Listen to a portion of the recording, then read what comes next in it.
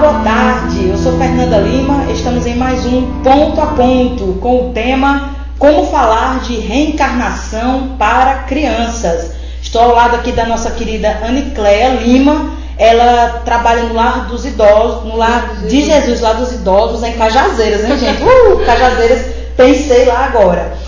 No Lar de Jesus, como evangelizadora, colabora como secretária do Polo 6 de evangelização.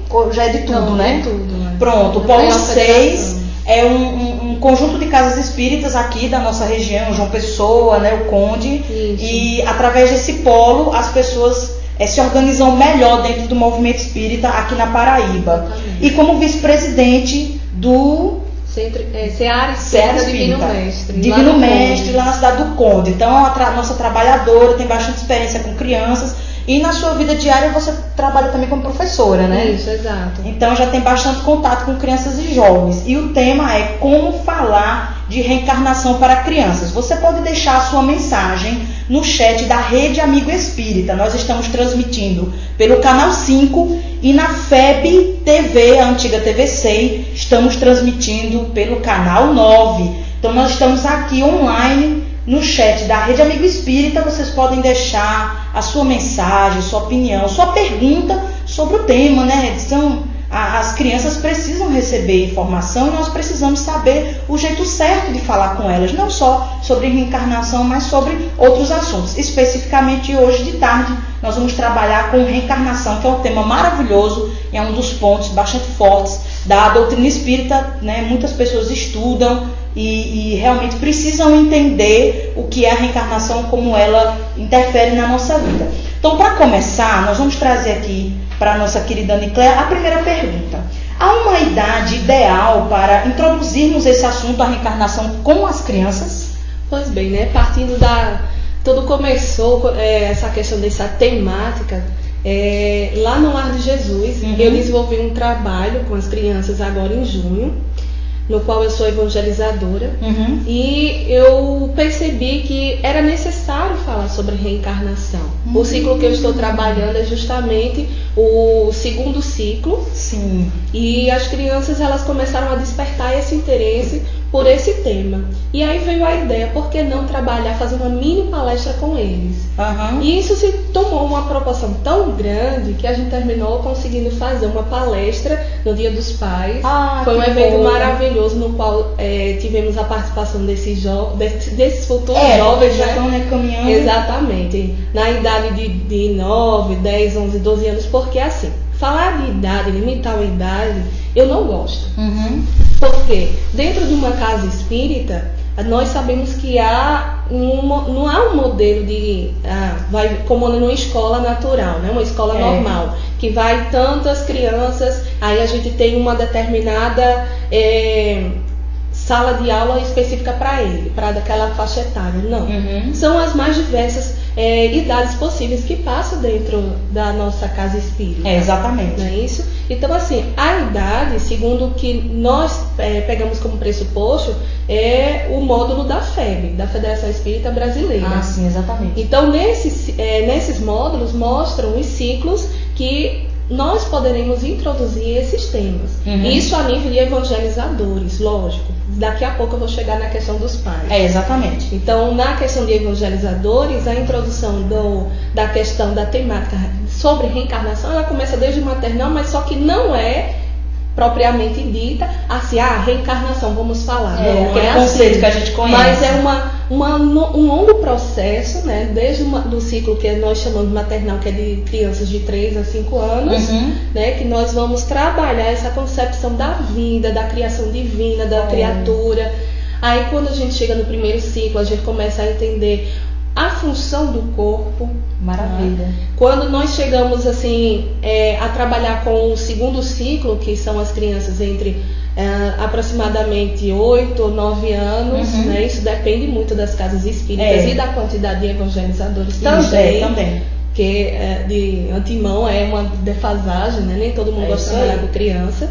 E temos também o terceiro ciclo, que aí sim nós podemos introduzir, são crianças entre 11 e 12 anos. 11 e 12 anos. Aí esse trabalho sobre a temática reencarnação, ela pode ser realmente revelada, mas também não trabalhada como nós trabalhamos com os adultos. Exatamente. Ela pode ser revelada de uma forma um pouco mais aprofundada, de acordo também com a maturidade, de acordo com as vivências, de acordo também com a concepção que ela tem de família. Né? Então, assim, limitar uma idade eu particularmente não gosto. Mas, assim, mediante uma experiência que eu vivi com uma mãe de uma evangelizanda, ela chegou para mim: Anne, você está trabalhando sobre a morte? E eu fiquei, né, me deparada com esse questionamento. Eu disse assim, por que não posso trabalhar com essa temática, morte? Não, porque eu acho um assunto tão pesado para a criança. E cria-se esse tabu. Será que a criança não sabe o que é morte e ela não vai conviver com isso? E quanto antes ela souber, claro, de forma bastante natural, de forma que tanto o evangelizador quanto os próprios pais possam trabalhar isso de uma forma natural.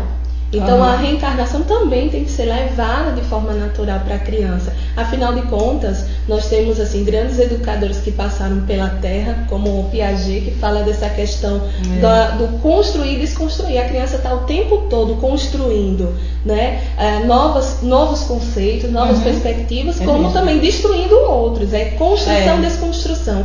E Vygotsky, outro também, que é dentro da sociocomunicação, interação, ele mostra que é um meio que vai influenciar, de certa forma, a criatura. Então, que meio ele está vivendo? Qual a influência que ele está recebendo? Né? Então, precisamos estar atentos quanto evangelizadores e quanto pais, né? Porque a temática é voltada para os pais, mas dentro desse âmbito eu deixo de antemão que todos têm que estar, que convive com a criança em percepção disso. E em relação à questão da morte, a criança está em contato através de jornais, né? Às vezes um animalzinho de estimação acaba partindo antes do tempo, né? Os familiares mais idosos. Então, quer dizer, fatalmente, se não for discutido na família ou na evangelização, ela vai entrar em contato com esse conteúdo através da vivência, né? E assim, por sua vez, vai criando um certo tabu e esse medo que a gente tanto tenta combater, né? Então, quanto pai, como é que eu estou em relação a essas temáticas dentro da minha casa? O que é que eu estou levando para a criança? Exatamente. Muito bom. Então, qual a melhor forma de abordar esse assunto para não assustar a criança? Aí entraria mais a questão da linguagem mesmo, né? Isso? Exatamente. A linguagem, de fato, ela vai ser precursora nessa questão. Então, o pai vai ter que estar bastante ligado às literaturas infantis. Ele pode também, quando surgir alguma dúvida, em busca de pessoas um pouco mais qualificadas nessa questão da educação. Por quê? Porque assim, ninguém está pronto para tudo. O pai e a mãe, ou o responsável, né?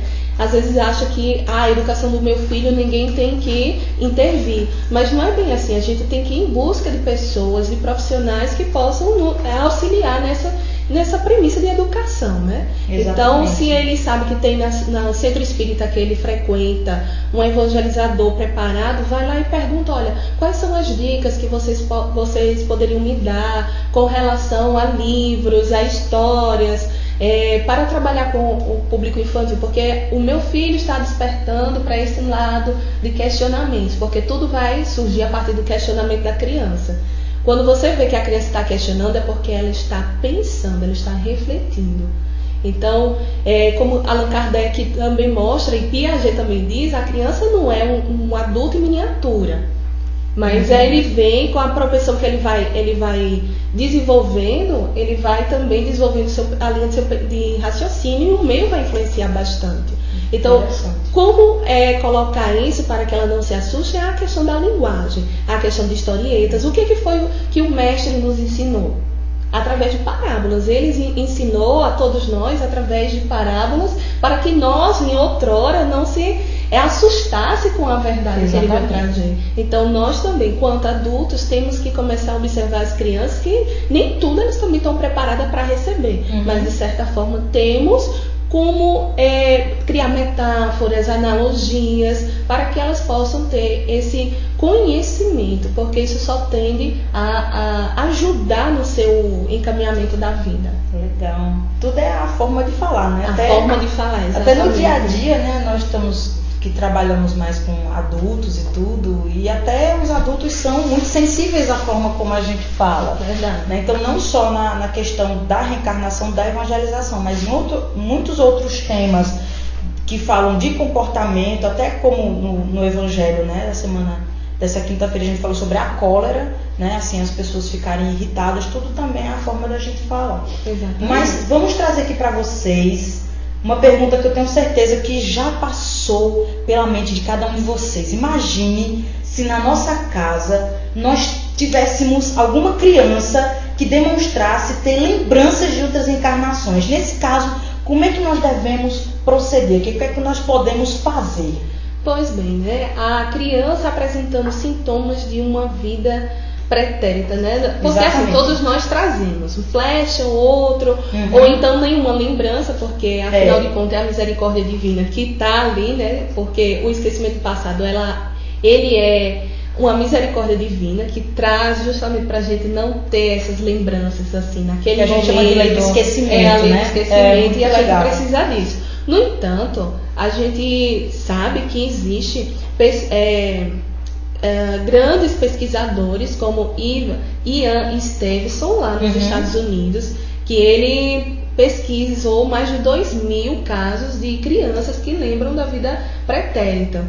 E ele já tem os seus 80 e poucos anos, mas ele ainda tenta, né, fazer essa associação da reencarnação, provar a reencarnação através desses casos. Mas como é um estudo de caso, não prova absolutamente ainda nada para a ciência.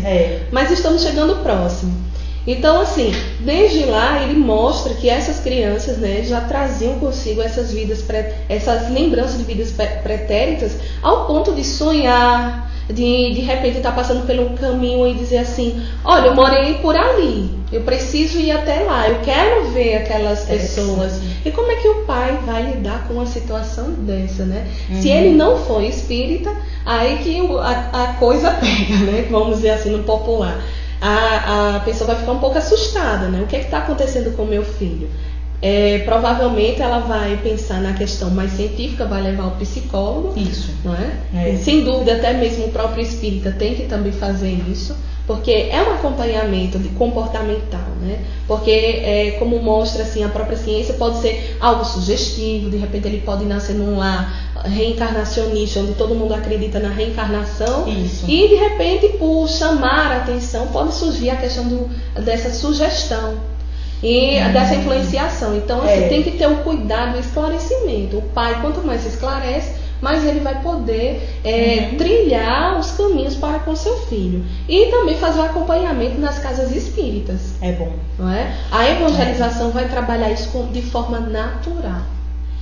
Exatamente. E assim, não só na questão de lembranças de existências passadas, mas aquela questão do amiguinho imaginário, né? Exato. Quer dizer, existem várias teorias, formas, né, que as crianças falam e o adulto fica meio: será que ela está falando a verdade? Será que ela está imaginando? Será que ela está fantasiando? Aí realmente choca muito isso daí, né? Que a criança quer falar, ela quer se manifestar, mas o adulto fica: será que ela está falando a verdade? Será que ela está fantasiando? E por isso que seria interessante o acompanhamento com o psicólogo, para evitar justamente esses traumas. Se choque tanto para a família quanto para a própria criança. E também porque a gente tem que ter o cuidado também de não alimentar tanto. Não é verdade? Porque assim, esses casos eles surgem para quê?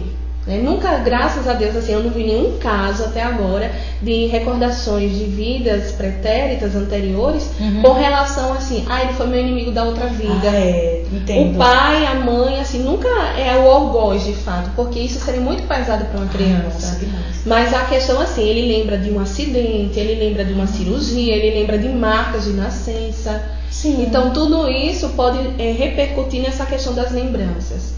E faz com que o pai comece a tentar: olha, ele está falando disso, vamos pesquisar? Por que não pesquisar? Né? Ele pode até fazer isso sem falar para a criança, para que não possa alimentar nem supervalorizar essa questão. É importante, é isso aí. Então, assim, na sua vivência de evangelizadora e também interagindo com crianças no seu dia a dia, quais seriam as principais dúvidas dessas crianças em relação à reencarnação? Quando a gente começou a trabalhar com essa temática, porque sou eu que evangelizo junto com o Wagner e Camila, né, lá no Lar de Jesus. Isso, exatamente. E todos nós abordamos a temática assim, um conciliando com o outro. Legal. Só que todos nós, na hora que as crianças começam a debater, ficamos surpresos com cada coisinha que sai, né? Inclusive a questão, né? Primeiro, quais são as grandes dúvidas? Será que eu posso reencarnar como animal? Ai, que fofo. Sempre eles perguntam. Foi assim, unânime. Será que eu posso reencarnar, sei lá, como uma planta? Essas coisas ainda, que faz parte do senso comum, ainda mistifica um pouco o universo infantil. Interessante. Né? Eles são muito lúdicos, né? É Eles imaginam mesmo. Eu enumerei até aqui, para não vontade. perder um pouco assim. Gente, que fofo. Mas eles falam dessa questão da reencarnação em animais, né? Eu achei bem interessante. Mas eles também falam sobre... aqui a terceira, né? Uhum. Eles falam também... só um minutinho, pronto. Se podemos reencarnar em animais, para onde o espírito vai depois da morte. É uma temática que eles sempre perguntam. Tá, tia, tudo bem, a gente desencarna e depois eu vou para onde? Eu vou parar onde? Então a gente tem que... Por isso que tem que ter uma preparação, né, do macro para o micro. Eu sempre falo isso, né, dentro da temática da evangelização. A gente parte do princípio da bondade de Deus, do amor a Deus, das coisas que Ele criou, para depois vir para o eu, que é quem eu sou, da onde eu vim, para onde eu vou, né? E aí a gente também tem outras dúvidas que eles apontam. Se podemos reencarnar em animais, para onde o espírito vai depois da morte, como é o mundo espiritual, se ele vai para o mundo espiritual, como é o mundo espiritual. Então explicar isso de forma assim, porque eles imaginam, né? Então isso para eles, essa construção mental é muito importante. Pois é, até porque eles estão acostumados ao palpável. E como lidar com isso no reino da imaginação? Ai, gente, então, se irão se encontrar com outras pessoas que conheceram aqui na Terra. Então, algum acaba relatando a morte de um ente querido, de um avô, de um tio, né? Se vão para o céu, se tem um lugar ruim, que eles, né, acabam categorizando como uma questão mesmo do próprio inferno, porque no meio em que eles vivem, existem vários tipos de amizades e vários tipos de pessoas. Então, eles vão lidar com os vários tipos de religiões. Exatamente. E é necessário que eles estejam preparados. Inclusive, às vezes eu digo, vocês dizem o que lá na escola, quando surge esse tipo de comentário? Os meninos ficam olhando assim pra mim, mas eu digo que eu sou espírita, eu digo que acredito na reencarnação, isso já é um ponto positivo, né? Então o pai tem que abordar isso mesmo dentro de casa. E se ele perguntar, tem que tentar estar preparado para responder, né? Exatamente. E se pode nascer em outra família que não seja a sua? Isso eles perguntam. Uau! Então, assim, é um nível que você olha. Por isso que eu não gosto de limitar a idade, né? As minhas crianças são eles têm entre 9 e 11 anos e eles levantam esse tipo de questionamento que eu digo, nossa senhora, eu tenho que estar preparado, tanto o evangelizador quanto os pais dessas criaturas. Exatamente. E aí a gente vê a responsabilidade da evangelização infantil, né? Todas as pessoas que trabalham, mesmo que não sejam já professoras de formação, nunca tenham feito licenciatura, mas precisam ter muita leitura, né, das teorias da pedagogia formadas no Brasil e também no mundo, para poder saber conviver com cada faixa etária. E aproveitando o que ela está dizendo, eu quero salientar que agora vamos ter recentemente, dia 13, mais uma formação de DIGES, com relação à nossa amiga Teomere, por exemplo, que ela sempre que foi aquela pessoa assim, que me norteou dentro da evangelização. Então, eu sempre fiz cursos de formação. Quando eu posso, quem está do meu lado também tem que fazer curso de formação. Não é obrigado a ser um professor, né? Exatamente. Então, assim, e aliás, o pai é o maior professor de todos. Exatamente. A gente não pode esquecer disso. É muito importante. Então, para vocês, nossos queridos internautas, que têm inclinação, que gostam, então procure a casa espírita mais próxima de vocês, se coloque como voluntário para evangelizador ou evangelizadora em qualquer lugar do Brasil ou do mundo. Sempre é dos departamentos que mais precisa de gente para trabalhar, é o DIGE, Departamento de Infância e Juventude, não é isso? Com certeza. É isso aí. Então vamos dar continuidade aqui. Como explicar a uma criança, gente, essa daqui é demais, hein? Que os seus pais podem ter sido seus inimigos em outra existência. Gente, essa pergunta é pra... É isso aí. Bem, Na concepção da questão assim do Evangelho, né, e do Livro dos Espíritos, onde está o cabedal desses conhecimentos. O pai precisa, como eu estou falando, gente, não adianta nada a gente passar uma hora, uma vez na semana, com a criança e chegar em casa o pai desconstruir tudo ou a família desconstruir tudo. Exatamente. É necessário que o pai também esteja ligado à questão do esclarecimento constante, porque é isso que vai fazer com que ele tenha capacidade de responder uma pergunta como essa, né? Então, assim, e também lidar com essa situação, porque nós sabemos a questão da lei da afinidade, simpatia e afinidade, que nem sempre a criatura vai se lidar com, assim, um irmão que é difícil, com a mãe que não tem muita simpatia por ele, porque isso acontece. É verdade. Um pai que, por exemplo, só soube ser, como diz assim, minha mãe fala muito isso, tem pai que é só reprodutor, não sabe da sua responsabilidade de pai. Né? E abandona, de certa forma, essa criança. E como é que ele fica? Meu pai não gosta de mim. Então, vai, de certa forma, desconstruindo alguns conceitos de família em relação à criança. Mas a gente precisa começar a trabalhar isso de forma que... o Evangelho, ele demonstra essa questão do parentesco, né? Parentesco espiritual e familiar, consanguíneo, aliás. E é necessário que o pai ele possa trabalhar isso dentro de casa, mostrando que se ele tem uma certa afinidade com um ou com outro, nem tanto, mas estamos aqui justamente para acertar essas contas. E principalmente começar. A criança, para poder trabalhar esse tema, ela precisa primeiro desenvolver determinados conhecimentos a respeito de algumas virtudes, como amor, perdão, indulgência, benevolência. Quando ela começa a entender isso, ela vai conseguir entender quando o evangelizador, o pai, vai falar: olha, filho, isso é um meio pelo qual Deus proporcionou que nós nos perdoássemos. É um meio pelo qual a misericórdia divina permitiu que eu pagasse meu débito de outra vida com você ou você comigo. Então é necessário saber realmente a forma como fala, sempre vai estar em primeiro lugar, a linguagem. A linguagem é importante. Pois é. E se bem que tem crianças que falam como adultos, né? Mas aí a linguagem... Mas a linguagem eu imagino mais a questão da entonação. Né? Tem a questão do vocabulário, mas é mais a questão da entonação, de você estar de uma voz calma. Exatamente. Porque senão a criança fala: oh meu Deus, estão brigando comigo. E de forma que não venha assustar. Não trazer a reencarnação como forma punitiva. Eu estou com o meu inimigo em casa. E tu acredita que não só na evangelização, mas, por exemplo, na roda de amigos ou em palestras, a gente já viu essa questão de dizer: olha, todos nós estamos aqui na Terra para pagar os nossos. Aí tem gente: não, gente, peraí, a reencarnação também é para evoluir. Fica né? Quer dizer, até entre os adultos tem divergência de opinião sobre o real motivo, o real propósito da reencarnação. Tu imagina na cabeça da criança. Então a gente vai querer construir nela que tipo de ideia? De uma reencarnação que de certa forma vai levar para um lado lembrar os pecados, né? Os erros.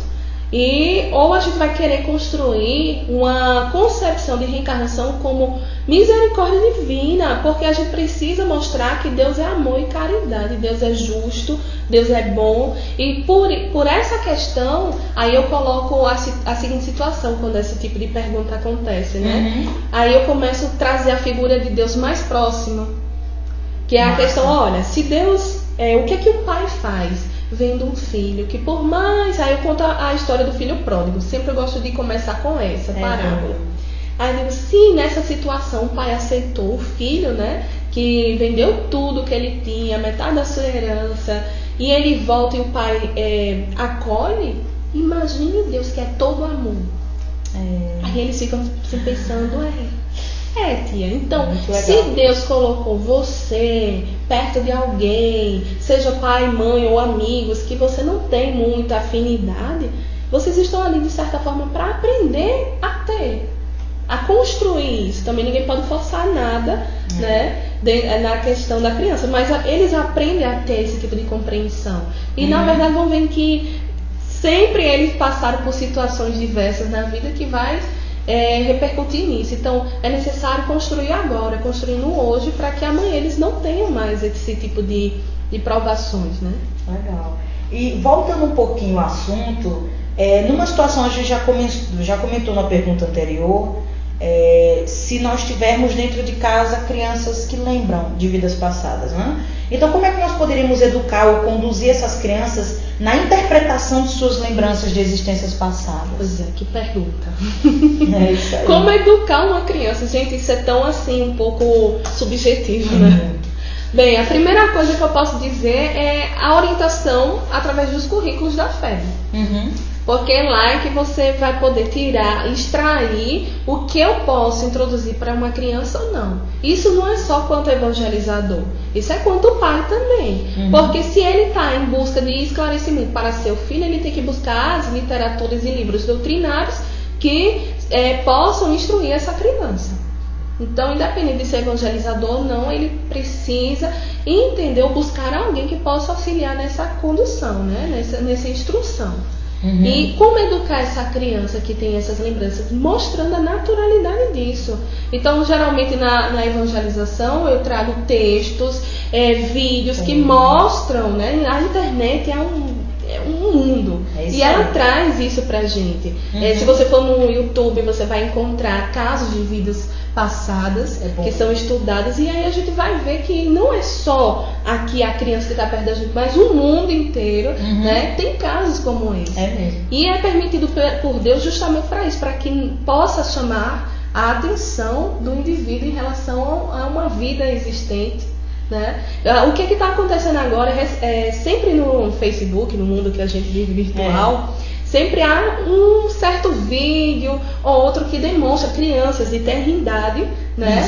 Que está ou tocando música e o pai não espera aquilo, aquela situação, que já tem aptidão para dança.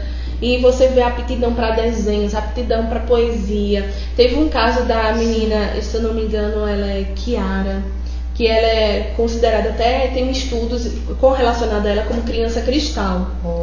E ela hoje ela está com seus 19 anos, mas ela começou a desenhar com 3 anos de idade, e ela fez um anjo. Ela desenhou traços que, assim, eu mostrei inclusive lá na evangelização. Gente, essa menina com 3 anos de idade, ela desenhou ela disse que foi assim, um rosto que apareceu para ela, através de um sonho, e ela desenhou. E ele disse que era um anjo. E tá lá, gente. Quando a gente acessa a internet e pode observar, se vocês botarem o caso Kiara, vocês vão encontrar. Aí tem lá o anjo, a coisa mais linda para uma criança de 3 anos. Habilidades assim que você se questiona, como é que a criança nasce já com essa habilidade? Peraí, não é bem assim, não é só porque ela é superdotada. E ela mesmo diz, aos 12 anos ela conseguiu desenhar um rosto maravilhoso, que ela pediu muito a Deus. Ela disse que numa prece que ela fez, numa oração, ela disse que queria muito desenhar Jesus. Era a vontade dela. Que beleza. E ela pediu tanto que ela foi dormir no outro dia, bateram na porta dela. E era um carpinteiro. E ele disse assim: eu sou o modelo que você procura. E ela intitulou esse quadro como O Príncipe da Paz. É lindo o quadro, gente. Fofo. Então a gente vê aí que é uma coisa comum.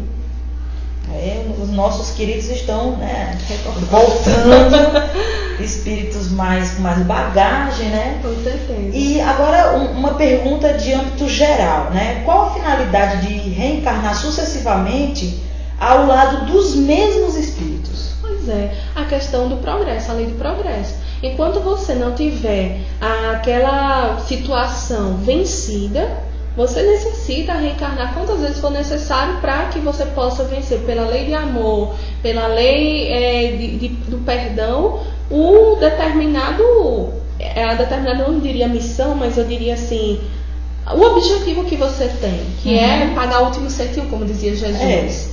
Então é dentro dessa ótica que a gente tem que analisar a questão do perdão, a questão também da construção, sabendo que a família é a célula universal, é dentro da família que a gente aprende as mais diversas lições.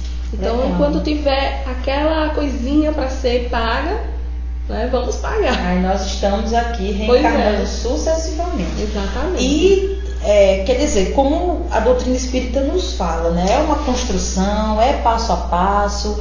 O legal da reencarnação é que traz essa imagem, assim, a gente não vai perder tempos, olha, por causa da reencarnação eu vou ficar mais preguiçoso aqui e deixar para o futuro, mas em compensação, para as pessoas que cometem erros, aí ela tem aquela esperança, nossa, olha, eu errei dessa vez, mas tem a reencarnação, eu vou poder tentar de novo. Então realmente ela... E também é importante que a gente não leve a reencarnação como um fardo pesado. Então eu não posso errar, porque senão na próxima vida eu vou vir ter que pagar tudo aquilo. Não, a gente vai ter que levar, como diz Chico Xavier, né? A gente não pode voltar atrás, apagar tudo, o início, mas a gente sempre pode fazer um novo fim.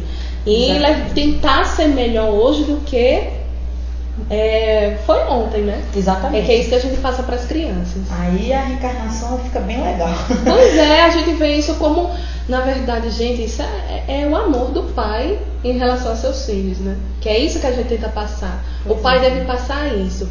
Que tipo de pai mais perfeito existe senão Deus? E que tipo de amor ele nos traz? O amorzão tem que ser bem grande. Pois é. É isso aí. E a gente sempre pensa, né? Teve um começo, quando Deus criou o princípio espiritual, ele foi evoluindo, foi o começo. Mas será que tem um fim, assim? Qual o limite da encarnação para cada espírito? Será que tem um número determinado? Será que é pouco? Será que é muito? Como é que fica esse contexto? No livro dos Espíritos nós sabemos que Kardec fala que não... Aliás, Kardec faz essa pergunta aos espíritos e os espíritos respondem que não há um limite para reencarnações. Aliás, ele diz assim, quanto o espírito necessitar, ele vai reencarnar. Agora, depois que essa finalização, esse depuramento acontecer, aí ele não vai ter mais essa necessidade de reencarnar. E aí, então ele vai se tornar o quê? O espírito puro. E ele só vai reencarnar em uma missão, ser um espírito missionário, como nós temos notícias de Jesus, né? Muito bom. E aí, em outros contextos, como a gente sempre fala, eu já trabalhei na evangelização há um tempo, você está na caminhada ainda. É como a escola, né? Vamos estudar direitinho pra gente não ir pra prova final, minha gente. Pra gente passar logo nessas provas e passando de série em série. Exatamente. Quando eu trabalho com as crianças e ensino para os pais também, que por vezes a gente pode fazer uma reunião com o pai, né? E com a mãe. Muito bom. É interessante fazer essa troca. Mas o que a gente pode passar? Você falou de sala de aula. Eu sempre mostro a reencarnação também como sala de aula. Se ele não faz a prova direitinho, estuda a lição e na hora de fazer a prova, reprova, tira a nota baixa, ele espera passar, sempre ele diz, não, professora, eu sei que eu vou ter que fazer ou recuperação, exatamente, ou repetir tudo de novo. A recuperação, eu digo pra eles, é o momento agora de consertar as coisas. E se você não conseguir passar na recuperação, aí você vai ter que, infelizmente, repetir o ano. Mas que repita de forma o quê? Né? Melhor do que a primeira. Aproveitar o tempo. A idade com que o espírito desencarna, ele pode caracterizar o seu grau evolutivo? Tem alguma coisa a ver, por exemplo, quanto mais jovem a criança desencarna, quer dizer que ela é mais evoluída? Tem alguma coisa a ver ou é só ideia popular assim que se faz? Eu acredito que é só apenas uma ideia popular, porque assim, tudo é relativo dentro da doutrina espírita. Né? Não é porque ela desencarnou em eternidade que ela vai ser um espírito evoluído. Pode ser apenas uma prova para os pais. Claro que no livro dos espíritos a gente vê que existe essa questão de um espírito que só vem ali cumprir uma determinada parcela que ele estava faltando e é determinado aquilo no planejamento espiritual. No entanto, pode ser uma prova para os pais, né? E para ele também. Mas assim, não acredito muito nessa questão, é porque ele é um espírito evoluído, ficou aqui até a determinada parte da infância. Se fosse assim, Chico Xavier. Porque pode considerar como espírito um pouco mais evoluído do que nós. E Jesus. Exatamente. Não, a missão é uma questão bem maior. Então realmente seria trabalhar caso a caso, porque tudo vai acontecer de acordo com o passado, né? E como a gente sabe, nossa, nesse nosso planeta Terra nós somos espíritos totalmente diversos, tivemos passados diferentes, presentes diferentes, né? Pessoas diferentes, então não tem como marcar um diagnóstico, é sempre isso. Né? Cada caso realmente é um caso. Exato. E até em sala, na evangelização, né, a gente observa como eles são diferentes, né? Com certeza. Cada criança que nós estamos ali observando, então realmente não tem como formar um padrão único, não. Pois é, a gente não pode fechar essas coisas, porque senão a gente vai limitar. Por exemplo, a gente tem que lembrar que somos um copo vazio, né? o tempo todo para encher com água. Tá chegando. Não pode chegar e encher tudo de uma vez. E também não pode encher tudo de pouquinho em pouquinho. Tem que ir tudo de acordo com o padrão evolutivo de cada um. Exatamente, tudo de acordo. Então, já para a gente caminhar para o final da nossa discussão, eu gostaria de trazer esse pensamento, a questão da influência do mundo espiritual. Tem alguma peculiaridade, assim, por exemplo, quanto mais jovem ou quanto mais velho, diminui a influência espiritual em cima daquela criança? Como é que a gente pode ver isso? Olha, segundo algumas obras, né, fora assim da questão do Pentateuco da doutrina espírita, que é o Evangelho, a Gênesis, enfim, esses livros que baseiam nossa doutrina, temos as obras de André Luiz. Nela temos uma informação que ele fala, que eu agora não lembro o livro, e ele fala de fica de surpresa para você precisa estudar para pesquisar. Não, mas ele diz assim que tem até os 7 anos de idade a criança ela tem uma ligação maior com o mundo espiritual, né? E ela tem uma certa influência, mas assim para essa proteção, de proteção e a nível de proteção. Mas quando chega aos 7 anos e adiante, né, ela começa essa proteção, deixa mais a cargo do livre-arbítrio também. Sim, para ela ter mais direito de escolha. Ela vai amadurecendo e vai... 11, 12, 13, 14 anos, a adolescência por si só, a gente nunca vai deixar ter as influências do mundo espiritual. Sempre tem. Isso inclusive tem lá no Livro dos Espíritos. Se somos influenciados pelos Espíritos, sempre, né? Mais do que penseis, mais do que imaginais. Então, assim, eu não digo que não vai haver uma influência, como é que eu posso dizer? Uma influência, assim, de fato ali. Mas é dentro de uma questão, mas dentro de uma questão mais... Agora de vida mesmo, de vida. Eu entendi. Então, quer dizer, o anjo da guarda, eu presumo, deve estar com a gente o tempo todo. Mas quanto mais velho, mais a criança, o jovem, ele vai tomando mais conta de si próprio e ele tem que ter juízo aí para não fazer exatamente, até porque, afinal de contas, onde vai ficar o livre-arbítrio dessa criatura, né? É mesmo. Então tem que... É isso aí. Bom, você gostaria de deixar suas considerações finais, alguma sugestão, e principalmente para quem deseja trabalhar com evangelização ou já trabalha, você deixar aqui a sua mensagem, o seu incentivo? Ok. Primeiramente para os pais que não desistam dessa questão de como melhor esclarecer, né, o seu filho, porque o esclarecimento é tudo e parte primeiramente de casa. E segundo, para a questão da evangelização, é que todos nós devemos ser propagadores, né, do evangelho, dessa doutrina tão esclarecedora.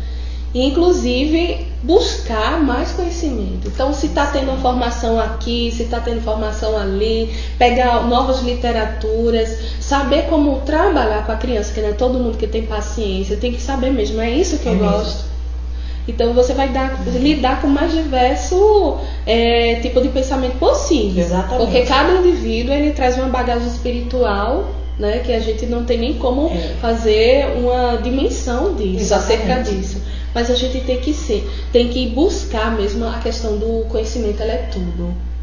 Agora, e o desenvolver também o lado moral, né? Muito bom. Porque se a gente não trabalhar as duas asas, como diz assim, para ser um pássaro equilibrado, a gente não trabalhar esse lado moral, como é que a criança vai nos ver como exemplo? Então, tudo parte de casa, que vai ser transferido para o meio social. Então, é muito importante, no caso... o pai, a mãe e os evangelizadores fazerem a parte do estudo mesmo, estudar o Evangelho, estudar a Bíblia, estudar o Pentateuco kardeciano e também cuidar de manter sempre boas vibrações e bom comportamento para ser exemplo para as crianças, não é isso? E buscar na própria internet, em outras fontes, formas de lidar com isso, com o universo infantil, porque o que a gente mais tem é essas instruções na internet. Muito porque bom. Eu digo internet que é acesso, todo mundo pode ter um acesso. Isso é o acesso livre, nós podemos procurar e sempre é bom ter o acompanhamento de um profissional, se for necessário, um pedagogo ou um psicólogo, mas às vezes as pessoas não têm acesso a esse tipo de profissional. Então, Deus nos permitiu a internet, que tem sites, tem o site do governo, de instituições, ONGs que são bastante sérias e que trabalham com esse assunto infantil, que também trazem informações corretas sobre o assunto que a pessoa está precisando. E também tem um apanhado, um leque de formas diversas de dar aula a respeito desse assunto, que o próprio pai pode fazer uma análise. É assim que eu posso falar com meu filho, né? Ou seja, a instrução. Ou então em busca de livros. Aqui na Federação Espírita Paraibana tem uma biblioteca e também tem uma livraria, né, cheia de recursos. Então, assim, não é desculpa para aquele que não quer esclarecer. É isso aí. Então, nós estivemos conversando com a nossa querida Anicléa Lima, trabalha que só no Movimento Espírita aqui de João Pessoa, na Paraíba. Estou no caminho. Porque são muitas atividades, né? E principalmente os evangelizadores têm uma carga de trabalho interessante, porque está ali, né, com as crianças na evangelização, mas quando vai para casa permanece com a cabeça pensando, olha, eu vou procurar aqui esse material, vou procurar essa música, vou procurar esse vídeo. Então o trabalho ele continua, ele não é só no centro espírita. O evangelizador ele está sempre ligado em tudo que está acontecendo para trazer para os nossos filhos sempre o melhor. Mas é como ela falou, o evangelizador ele tem 1 hora, no máximo 1h30 por semana. Então o encaminhar da educação, nós pais e mães, nós devemos realmente dar esse apoio para os evangelizadores, porque aí o negócio melhora. Com certeza. Então é isso daí, eu tenho muitas respostas por parte das minhas crianças, que ela falou que as crianças vão para casa e ficam pensando nisso, e é verdade. Ontem eu tive com um dos meus evangelizandos, tem 9 anos, que é João Vitor, um beijo para ele que ele está me assistindo, e ele fez uma história muito bonita, de cunho moral, que mostra a questão assim do menino, que ele precisava aprender que o pai e a mãe que eram seus melhores amigos. E eu fiquei, nossa, tão curto, mas tão bem feito. Eu disse, meu Deus, é meu discípulo, é meu filho, a gente fica orgulhoso com isso, né? Fica, é uma maravilha. Então, gente, olha, nós agradecemos a audiência, fiquem sempre conosco, né? Toda quinta-feira às 8 horas nós temos o Evangelho online e todo domingo às 16 horas, sempre o nosso ponto a ponto aqui com vocês. Nós agradecemos e um grande beijo para todos. Valeu!